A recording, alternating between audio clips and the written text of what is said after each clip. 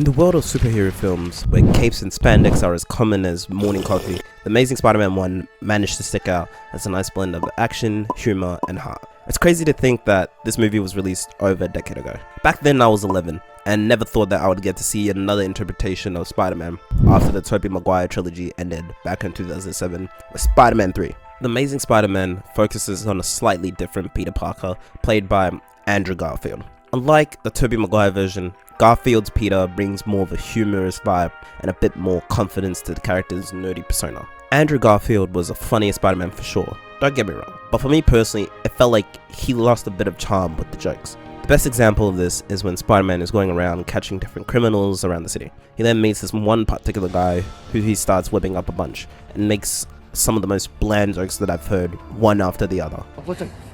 Stop, get off, man! No!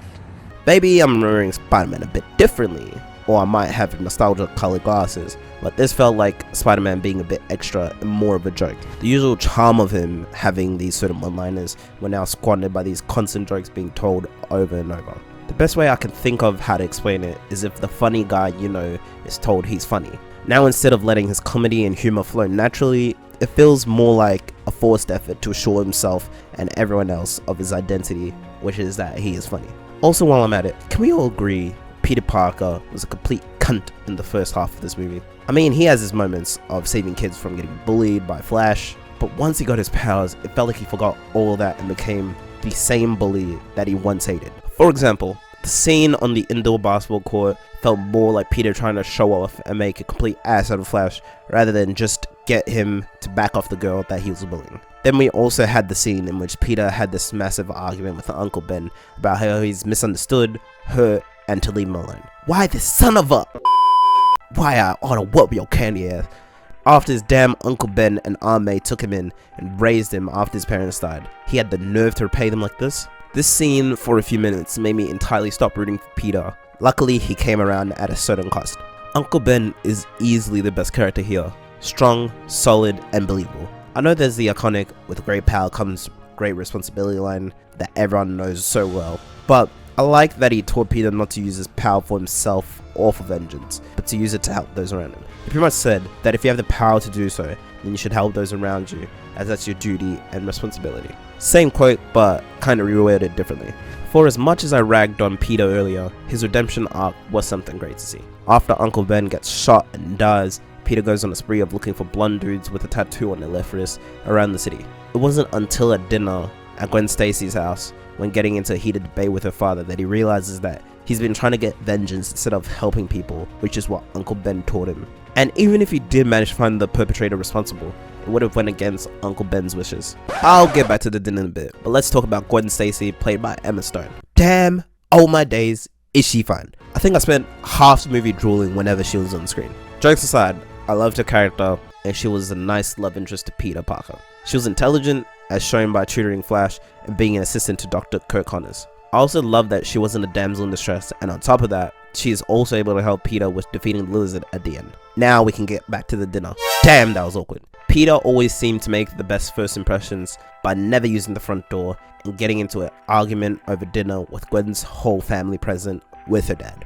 Now, while Gwen's dad may have been a bit stubborn, he was making some good points. Even if he was wrong, dude, you've got a hot and intelligent girl that likes you, and your response is to make a scene in front of her family? Crazy. Besides Uncle Ben's character and Peter's redemption, I really like Kirk Connors' descent into madness. He was a positive guy with a bright future to look forward to as he was working across genetics. However, this starts to come crashing down as he gets pressure from his high-ups on speeding up the process to help cure Norman Osborn. Kurt refuses at first, and for a while too, because he knew that you can't rush perfection, but he also didn't want to experiment on humans. He makes some progress on the rats, with one of them regenerating his leg, now being able to walk on all fours. When Peter comes to visit him at his lab later and to talk to him, on his way out he notices that the rat cage is broken and that both of the rats are gone. While looking for these rodents, he finds them on the ground. However, the one who regenerated his limb is found to be eating the other rat like a whole buffet.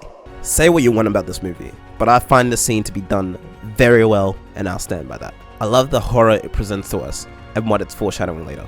I forgot to mention that the rat ended up that way because Kurt injected it with a lizard's DNA. While beneficial for the body, it also adapted some of the more aggressive and carnivorous traits of lizards. This scene shortly happened after we found out that Kurt injected himself with the same thing as a last-ditch effort to save his job. It was a shame to see himself so compromised, but still holding true to his character and refusing to use any other humans as testing subjects. Peter finds this out not too long after and informs Gwen's father, who's on the police team, to keep an eye on him. I really liked how Peter learned responsibility through his journey in defeating the lizard.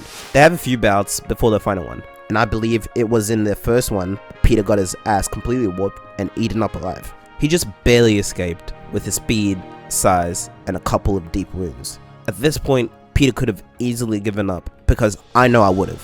But instead, he takes it as a sign that it's his mission to take care of the lizard and protect people. In this journey, he learns more about lizards, their weaknesses, and even gains assistance from Gwen and her father in defeating this beast, which is 3 times the size of Spider-Man. There was even a point in which we got to see a Stan Lee cameo, which was amazing. Not only for the nostalgia, but because if he wasn't around, then we wouldn't have gotten Spider-Man. And even if we did, who knows how different it might have been to the one we all know and love. And even if we did, who knows how different it might have been to the one we all know and love. I think the reason I love the responsibility lesson here is because of what it means to me.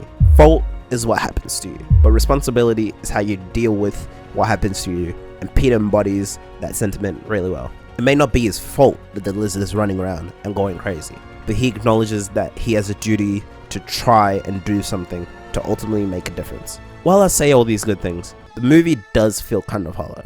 I'm not entirely sure of what it is that I think is missing, but it's more of a gut feeling if anything else. If anyone has any ideas on what it might be, feel free to leave a comment down below.